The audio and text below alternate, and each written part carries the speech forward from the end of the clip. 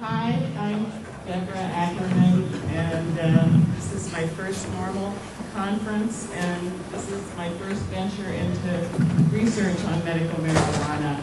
I want to thank Mitch and Paul for inviting me. It's really kind of a coming out for me too, and I'll explain it a little bit.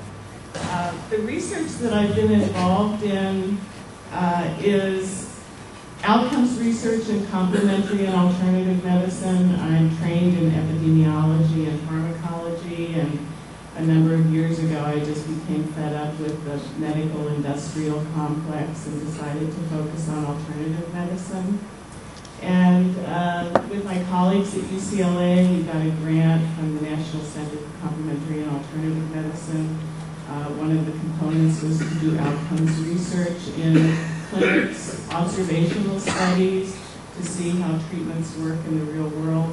And recently we also got a grant from the Samueli Institute to continue this work. So I wanted to talk a little bit about how the work is actually done, and then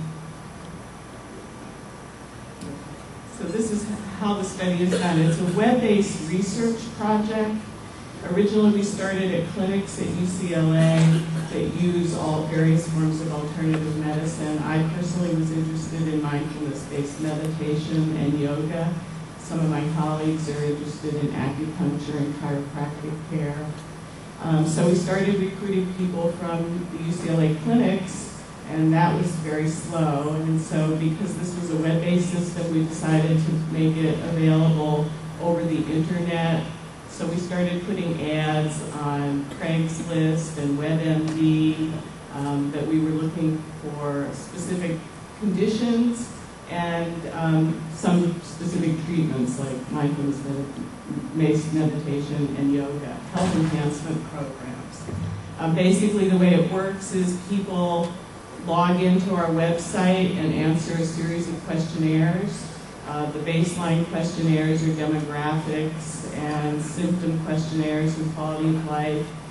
Everything's done by email address. They're registered through their email address, and the system sends them reminders every 3 months to come back and take follow-up questionnaires.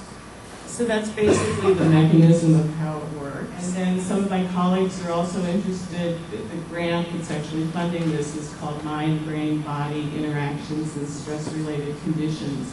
So we're looking at the role of stress and coping and the possibility that some treatments may produce greater resilience, which reduces the morbidity associated with stress-related conditions. And stress-related conditions we're kind of defining as conditions that are exacerbated by stress. My colleagues have been looking at, in the laboratory, stress responses, and a number of these conditions have abnormal stress responses. We recruit people through clinics or internet ads, and people that are recruited through the clinics fill out paper consent forms. People that enroll online fill out an online consent form. This was new at UCLA. They had never done anything like this, so it took a long time for this to get approved. And the ads that we place on the internet, this is an example of our internet ad. We're focusing, as I said, on stress-related conditions and chronic pain conditions. And it took a long time to go through the process at UCLA, the Institutional Review Board, to get this approved because web-based research is relatively new. And so finally everything was approved, and this was the ad. And we started posting these in July of last year, and shortly after that I thought that it would be interesting to include medical marijuana as an alternative medicine. I have a lot of friends that use medical marijuana for fibromyalgia, IBS, lupus, arthritis, you name it. And I think it was sort of a turning point in my career too, like coming out. This was something that I was really interested in documenting. So I wrote to Alan and asked if he would put an ad on his website. And he said they don't normally do that with NORML. But about 3 months later, he wrote back and said, "Are you still interested?" and I jumped at the opportunity. So up until this time, our internet ads, we were getting about 40 patients a week, or I'm sorry, 40 patients a month, or participants a month, people that enrolled. In November, Alan sent out a letter with our ad to the people on his mailing list. And he said, "You better get ready. There are probably going to be a couple of hundred people that enroll." And I thought, oh, great. Well, over the course of 3 days, 600 people enrolled. And one of the reasons that this happened is because he was calling it a medical marijuana study. I never did that. In order to get approval at UCLA, it would have taken months. And because we were already running the study, it was sort of an opportunity to take advantage of a system that was already up and running. Okay. So because of, thank you, because of this ad, we got, well, like I said, in 3 days, 600 people enrolled. Briefly, because we're not asking about medical marijuana, we're asking about other treatments. So people fill out this, but then there's the box, other, and you can imagine the euphemisms that people have been putting in, which I'll probably publish somewhere, maybe on NORML.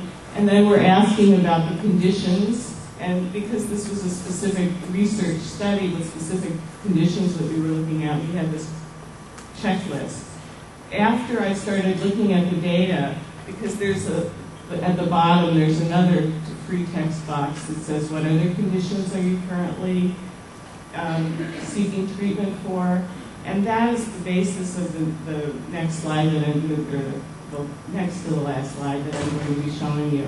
Because it wasn't focused just on those conditions that we were really originally interested in, people put their whole medical histories in, and it's going to take us a lot of time to go through the data and be able to just parcel out what the conditions are, but we have done some of that preliminary work.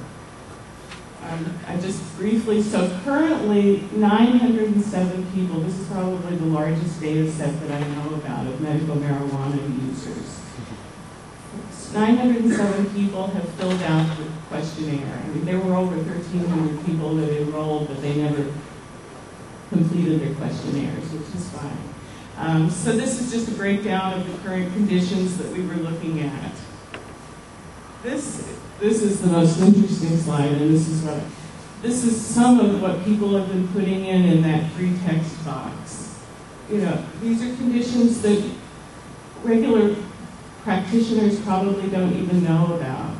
That their subjects are using, that their patients are using marijuana to treat their own symptoms. And so one of the purposes, or one of the outcomes of this initial research is just going to be able to document all of the possible medical uses of marijuana so that people who are more engaged in clinical research rather than observational research can then do the kinds of systematic studies that people in the medical profession believe. I just wanted to point out that I'm not alone in this work, that I have a team of people that I've been working with on this, and an IT staff.